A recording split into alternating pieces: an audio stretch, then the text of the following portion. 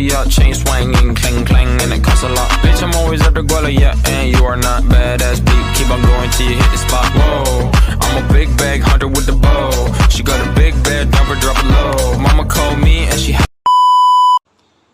Hai everyone, kenal ini aku Mela Romanda sebagai pemateri pertama dari kelompok 3. Nah, kelompok kami itu diberikan tugas oleh guru sejarah untuk menjelaskan mengenai Revolusi Amerika. Revolusi Amerika itu adalah salah satu dari revolusi terbesar di dunia. Nah, sebelum kita lanjut ke materi, kita harus tahu dulu nih apa itu Revolusi Amerika. Revolusi Amerika merupakan revolusi ideologis dan politik yang terjadi di daerah koloni Inggris, yaitu Amerika bagian utara.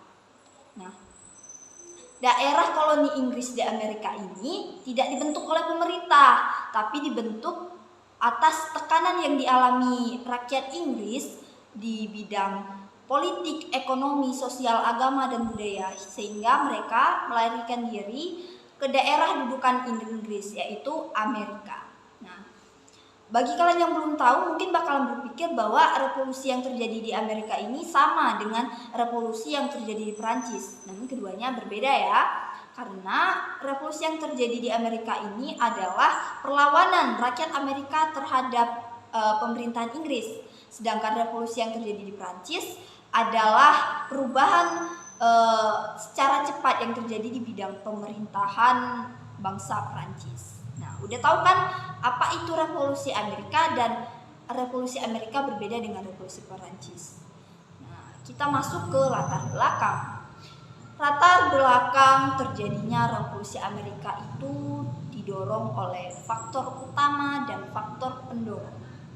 Faktor utama terjadinya revolusi Amerika adalah merkantilisme yang berkembang di Amerika saat itu. Merkantilisme yang berkembang di Eropa saat itu yang menyebabkan bangsa Inggris melakukan penjelajahan samudera dan akhirnya menduduki daerah Amerika. Disinilah mulainya penderitaan rakyat Amerika tersebut. Setelah Inggris menduduki daerah Amerika, Inggris mulai melakukan monopoli perdagangan.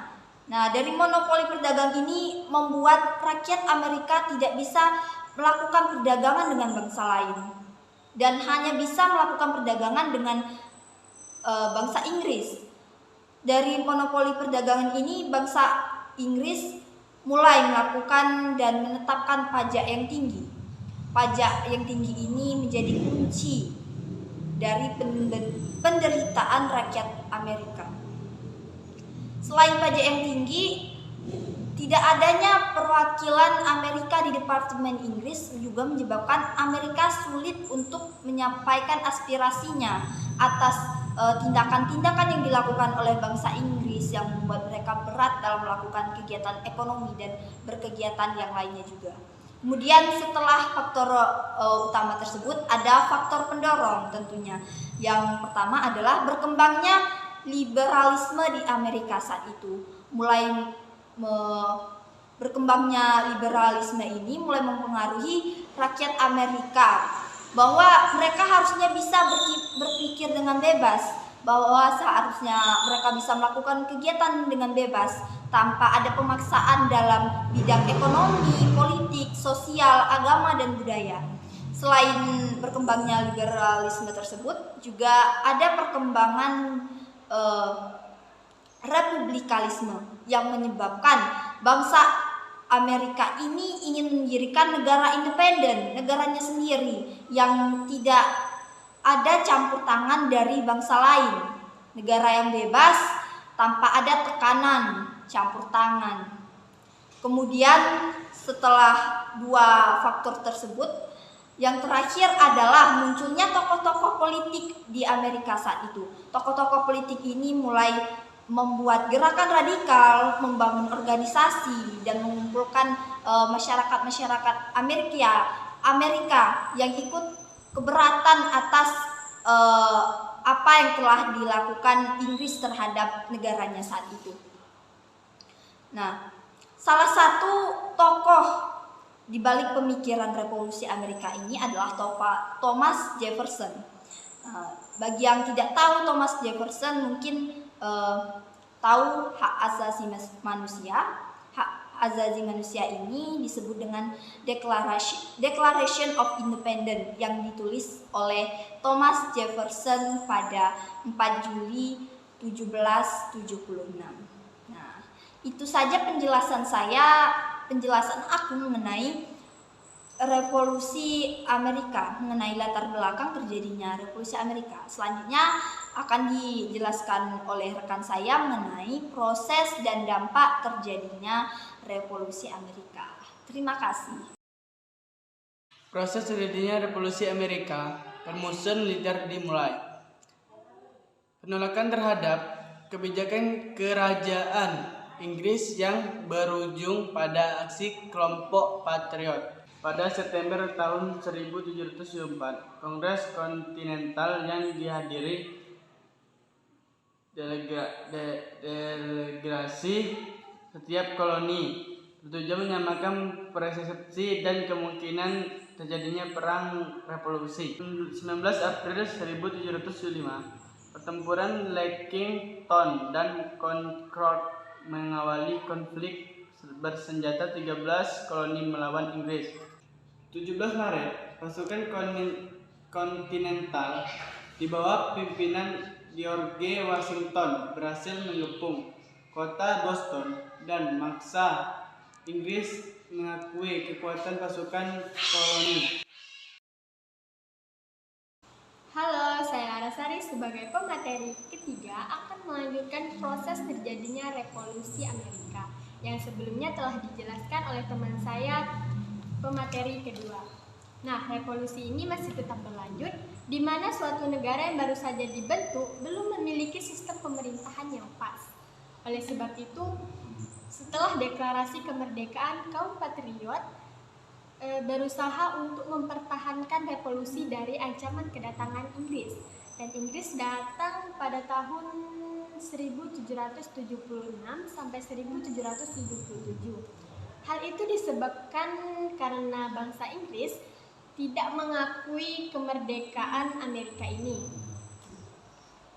Nah, Inggris datang dengan kekuatan yang penuh, dengan pasukan yang dikenal dengan sangat tangguh.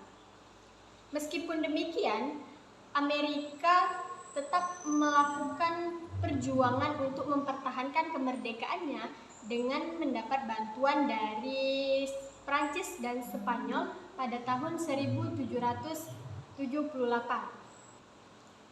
Nah, dengan bantuan dari Spanyol dan Prancis, Amerika berhasil mengalahkan Inggris pada tahun 1781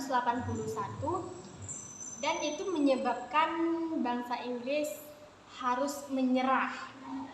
Pada tanggal 13 September 1783 diadakannya perjanjian damai yang biasanya dikenal dengan perjanjian Paris antara Inggris dengan Amerika. Dan Inggris harus mengakui kemerdekaan dan kedaulatan Amerika. Nah, sekian dari proses terjadinya revolusi Amerika dari saya Larasari sebagai pemateri ketiga dan akan dilanjutkan oleh teman saya pemateri keempat mengenai dampak revolusi Amerika bagi dunia dan Indonesia. Terima kasih. Hai, saya Nurjaidin sebagai pemateri keempat yang akan menjelaskan dampak revolusi Amerika terhadap dunia dan Indonesia. Dampak revolusi Amerika terhadap dunia menjadi momentum yang menjajarkan bahwa kewenangan atau pemerintah yang ditirani dapat dan dilawan dan diajukan. Selain itu, pengakuan hak dan kesetaraan hak juga menjajarkan bahwa masyarakat dunia bahwa semua manusia adalah sama. Kemudian dampak revolusi Amerika terhadap Indonesia. Kapal Inggris atau WIC boleh melakukan perdagangan di Indonesia. Yang kedua, penghapusan hak monopoli perdagangan offshore di Indonesia. Yang keempat, muncul paham liberalisme dan demokrasi Indonesia.